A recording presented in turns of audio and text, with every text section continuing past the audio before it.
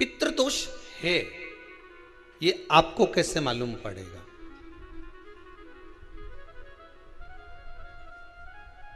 पितृ भूखे हैं इसका तो वर्णन हमने पहले कर दिया कि रात्रि को जब आप सोने के बाद में 1-1.5 घंटे बाद अगर आपकी नींद खुल जाए, 1 घंटा 1.5 घंटा आप सो लिए, उसके बाद जो नींद खुली तो 1-1.5 घंटे तक अगर आपको नींद नहीं आ रही है, रात्रि को सोने के बाद में 1 घंटे बाद जब उठे तो आपको प्यास लग गई, भूख लगने लगी, प्यास लगने लगी कि मेरे को पानी पीना पड़ेगा, घबराहट हो रही, पानी पीना पड़ेगा। 1-1.5 घंटे सोने के बाद अचानक नींद खुले और आपको प्यास लगे, समझ लेना आपके पितृ भूखे हैं और प्यास है।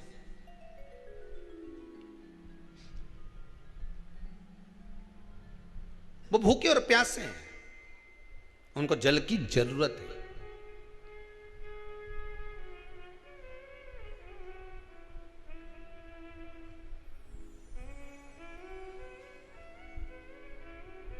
किसी भी नदी में, सरोवर में, कुंड में, बावड़ी में, तालाब में, आप तीर्थ में जाकर जब स्नान करते हैं तो स्नान करने के बाद एक काम का नियम बना लो कि अपने हाथ की अंजलि में जल लेकर अपने पूर्वजों को देना।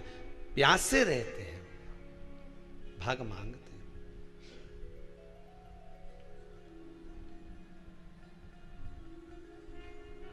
भाग प्राप्त करना। 3 वृक्ष पितरों के तुल्य हैं। नैमिषारण्य की कथा में भी कहा था 3 वृक्ष पितरों के तुल्य हैं। पहला पीपल, दूसरा वट वृक्ष, तीसरा बेलपत्र का वृक्ष। ये पितरों के तुल्य हैं। अगर आपको रात्रि में नींद नहीं आ रही है, ऐसा लगता है कि रात्रि को 1 घंटा 1.5 घंटा सोने के बाद कुछ गलत गलत विचार आने लगते हैं, नींद सुबह 3 बजे तक 4 बजे तक नहीं आती, 4 बजे के बाद फिर नींद आती है, तो एक प्रैक्टिकल जरूर कर कर देखना। एक प्रैक्टिकल करने में क्या जाता है, प्रयास करने में क्या कुछ जाता है क्या? प्रैक्टिकल कर कर देखना कि कहीं सियोर वाला महाराज झूठ तो नहीं बोल रहा, तो प्रैक्टिकल करने में कुछ नहीं जाए। 1 लोटा पानी लो, उसमें थोड़ा सा कच्चा दूध डाल लीजिए, श्राद्ध पक्ष चल रहा है, बेलपत्री का पेड़ या पीपल का पेड़ या बट का पेड़, इन पेड़ के नीचे ले जाकर उस दूध को दोपहर में सुबह 10 बजे से लेकर 12 बजे के बीच में ले जाकर चढ़ा दीजिए। रात्रि को फिर ना आपको प्यास लगेगी, ना भूख लगेगी, नींद एक बार लगी तो सुबह ही खुलेगी। प्रैक्टिकल करने में क्या जाता है?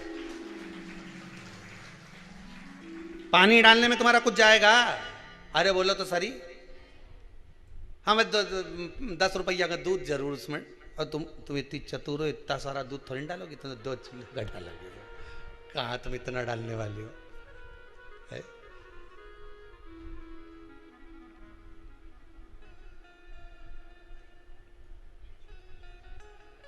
कहा बहुत चतुर चतुर लोग हो रहे संसार में हो।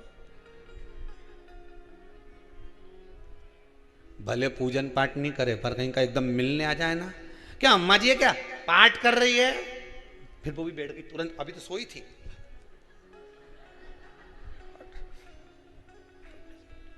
तुरंत। क्या पंडित जी हैं क्या, उनसे थोड़ा काम है, अभी माला जप रहे हैं, मालूम पड़े पंडित जी तो आराम से सेव फल खा रहे थे। अब प्लेट सोफा के नीचे घुसे,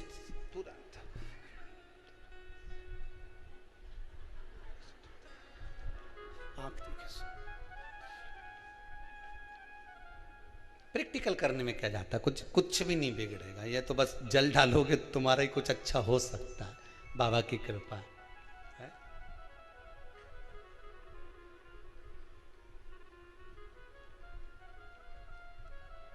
तीन वृक्ष पितरों के तुल्य हैं। पहला जम के बोलिए पीपल, दूसरा बट वृक्ष, तीसरा बेलपत्री का वृक्ष। तीनों। पीपल के वृक्ष में 52,000 ब्राह्मण एक साथ निवास करते हैं, इसलिए पितृतुल्य है। बट वृक्ष ब्रह्मा जी के मस्तक से बना, इसलिए पितृतुल्य है। और बेलपत्री का वृक्ष माता पार्वती जी के अश्रु से बना। जब आंसू गिरे थे माता जगत जननी जगदम्बा पार्वती के, उस समय पर पितृलोक में हलचल उत्पन्न हो गई थी। हमारी नातिन की आंख में आंसू कैसे आ गए? मैनावती की पुत्री है,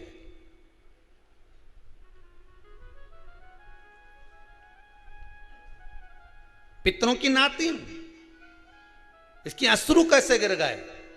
पार्वती जी ने कहा ये आंसू नहीं, मेरा पुण्य भाग प्रकट करती हूं बेलपत्री के रूप में। तो पितरों ने वर दिया था कि ये बेलपत्री का वृक्ष हमारा आशीर्वाद है, इसके नीचे अगर कोई दीप लगाता है, शिव को स्पर्श कर चढ़ाता है, उसके पितरों की शांति होगी। हम स्वयं उसको आशीर्वाद देने के लिए पधारेंगे। बेलपत्र का वृक्ष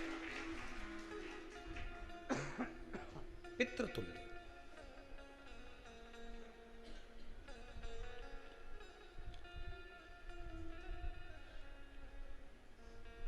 तो रात्रि को अगर भूख लग रही है, प्यास लग रही है, तो पितृदोष है। दूसरा पितृदोष का लक्षण बताया, घर में कोई शुभ कार्य ना हो, वंश की वृद्धि ना हो। 1 रुपये कमाओ, 1.25 रुपये खर्च हो रहे हैं, पैसा 10 जगह से कमाई आ रही है पर घर में टिक नहीं पा रही है, आया गया, पितृदोष है। जरा सी कटोरी पड़ी है, उसके पीछे विवाद चालू हो जाए, पानी ढुल गया उसके पीछे विवाद हो जाए, या छोटी छोटी बात में घर में क्लेश मचा हुआ है, पितृदोष है। समझ लो हमारे पूर्वज हमसे खुश नहीं, प्रसन्न नहीं। कोई कहता है गुरुजी श्राद्ध बड़े बेटे को करना चाहिए कि छोटे को करना चाहिए? शिव महापुराण की कथा कहती है, अगर जायदाद का पूरा हिस्सा बड़े ने लिया हो और तुमने अपनी माता का दूध ना पिया हो तो एक ही को कर लेने दो। अगर माता का दूध पिया है और अगर एक अंगूठी भी ली है, जरा सा एक कपड़ा भी अगर सास का लिया है, तो श्राद्ध तो तुझे करना ही पड़ेगा, करना ही पड़ेगा। तूने मेरा दूध पिया है तो बिल्कुल जम के तो बोलो। अगर तुमने उनका कुछ खाया है तो अब एक काम और हो सकता है, गुरुजी वो श्राद्ध अगर हम नहीं करें और बड़े भैया करें और हम उन्हीं के यहाँ चले जाएं तो चले जा, मना कौन कर रहा है? पूड़ी का तेल तू ले जा, खीर का दूध 2 थैली तू खरीद के ले जा। जितना वहां वो सेवा करे उतनी सेवा तुम करो। गलत है क्या? जायदाद का भी तो हिस्सा किया था। सुई की नोक के बराबर नहीं धुआं ने, ईंट इधर खसकी है तो हमारी इधर खसका दीजिए। हमारी बसियत में इतना लिखा है तो फिर बसियत में ये भी लिख के जाना चाहिए था। मैं तो क्यों सबके, तुम डरो मत ही रहे एक भी। जब छोरा छोरी के जब सब सामान, प्रॉपर्टी दो ना, जमीन दो ना, जायदाद दो ना, सारा सामान छोरा छोरी के दो, तो उनके लिख के भी जाओ कि हमारी श्राद्ध कर दे अच्छे से, नहीं तो भूतड़ी बन के सताऊंगी।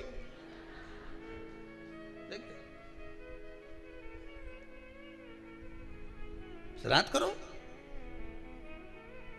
कितना दिया तुमको? बोलो, ईमानदारी से बोलना, कितना दिया? ढेरों। और एक बात बहुत अच्छे से कहूंगा, आप लोगों के जीवन में उतरे। अगर मायके में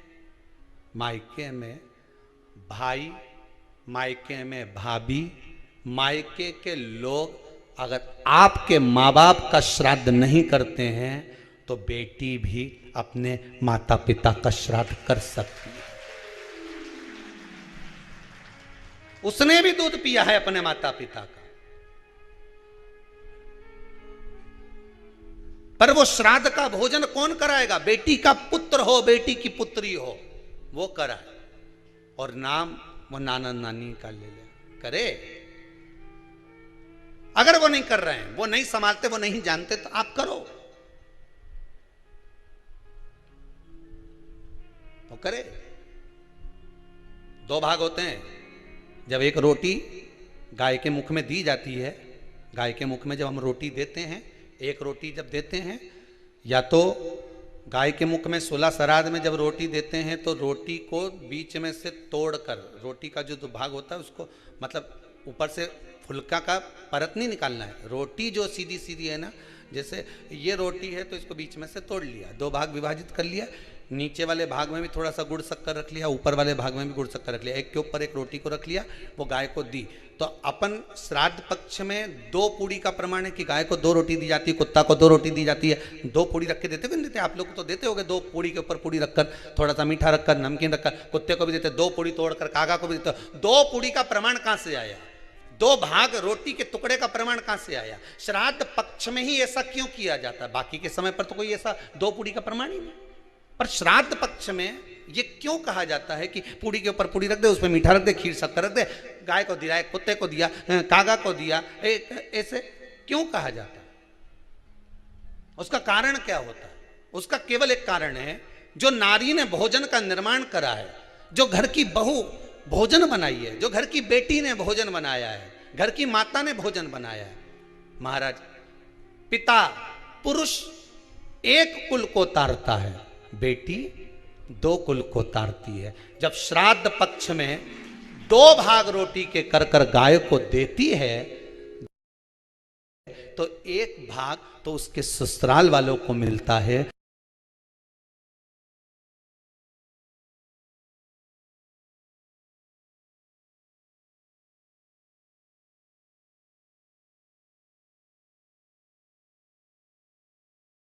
मायके को भी मिले, ससुराल को भी। जब गया जी का पिंड होता है तो नाना नानी सबका स्मरण कराया जाता है। 2 भाग,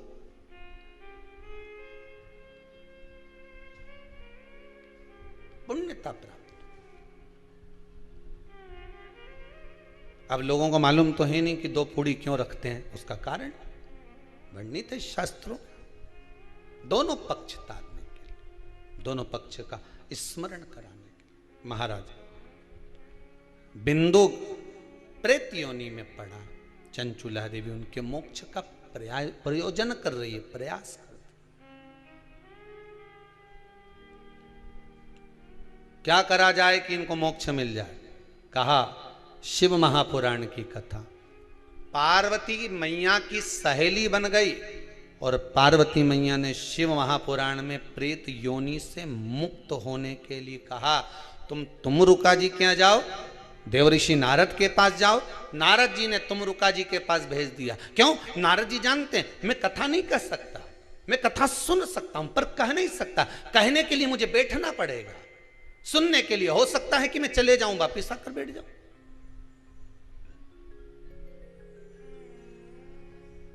तुमरुका जी से कहा कथा कह दोगे? हाँ, कहने में क्या दिक्कत है, मेरे पति को प्रेत योनि से मुक्त करना है। तुमरुका जी बोलते हैं केवल तुम्हारा पति प्रेत योनि से मुक्त नहीं होगा। तुमरुका जी ने शिव महापुराण में कहा, सुनो चंचुला देवी, केवल एक व्यक्ति शिव पुराण से नहीं तरता, इस बिंदुक जैसे ना जाने कितने प्रेत इस वायुमंडल में घूम रहे होंगे, ना जाने कितने पितर, ना जाने कितने आहूत, ना जाने कितने वासुक इस वायुमंडल में घूम रहे होंगे। तुम्हारा पति तुमको दिखा नहीं, तुम्हारा बिंदुक तुम्हें कभी नजर आया नहीं, फिर कारण क्या था? बस मन में शांति नहीं है, घर में सारा सुख है पर हृदय में शांति नहीं, समझ लो पितृदोष है। क्या करा जाए? फिर क्या करोगे? महाराज, हृदय शांति, हृदय शांति। केवल एक अकेला बिंदुक शिव महापुराण की कथा सुनकर नहीं तरेगा। तुमरुका जी कहते हैं जिस समय पर मैं शिव महापुराण की कथा कहूंगा, सुनो चंचुला देवी, इस संसार के इस भूमंडल पर मृत्यु लोक में जितने भी जीव इस संसार सागर में भटक रहे होंगे, शिव महापुराण की कथा सुनकर वो भी तर जाएंगे। ये अकेली बिंदु को तारने वाली नहीं है। इस मृत्यु लोक में जो विराजमान, आज भी नियम है महाराज, श्राद्ध का भोजन टेबल पर नहीं कराया जाता। श्राद्ध का भोजन ब्राह्मण को कुर्सी पर बिठाकर नहीं कराया जाता। श्राद्ध का भोजन किसी जाता। श्राद्ध का भोजन आज भी प्रमाण है कि ब्राह्मण के लिए भूमि पर आसन लगना चाहिए और जमीन पर बैठकर कराना चाहिए। तब क्यों? क्योंकि इस भूमि पर बैठकर जब भोजन कराएंगे, इसी भूमि से ना जाने कितने पितृ गए, कितने तर्पण हुए, कितनी तिलांजलि हुई, इसी भूमि से, इस रज से, इस कण से ना जाने कितने जीव चल गए। अब लकड़ी पर या टेबल पर या कुर्सी पर बैठकर ब्राह्मण को भोजन कराने का प्रमाण नहीं है। अब आपका फैशन ज्यादा हो गया तो बात दूसरी है। पंडित जी ऊपर बैठ के खा लोगे क्या? पंडित जी तो बोल देंगे अच्छा है, खिला दो।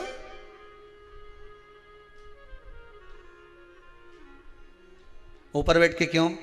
वो झुकने में थोड़ी सी कमर लचक जाए, क्योंकि खीर परसेगी तो झुकना पड़ेगा। अब ब्राह्मण अगर भोजन करने आसन पर बैठेगा, तुम अगर थोड़ा झुककर परसोगी, ब्राह्मण के सम्मुख में आप थोड़ा सा भोजन कराते समय झुकोगी। जरा विचार करिए, यशोदा मैया के घर में संतान नहीं थी। यशोदा जी श्रावण के महीने में श्रावणी करने आए हुए ब्राह्मण को मात्र खीर परोसने के लिए गई थी। 52 साल की उम्र थी, संतान का सुख नहीं दिख रहा था, खीर परोसने के लिए गई।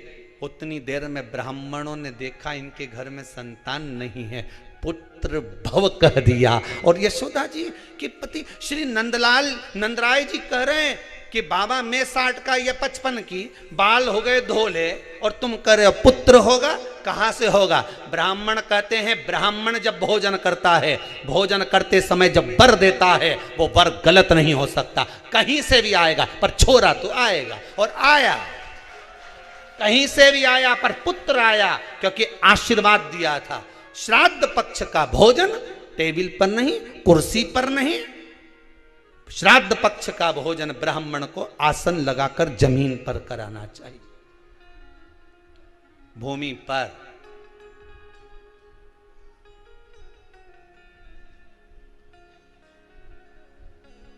अब आजकल के ब्राह्मण भी थोड़े नीचे,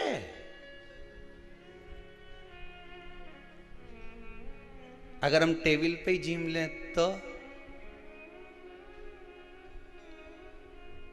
जी क्या बोले भी तो क्या बोले, तुम ही बताओ।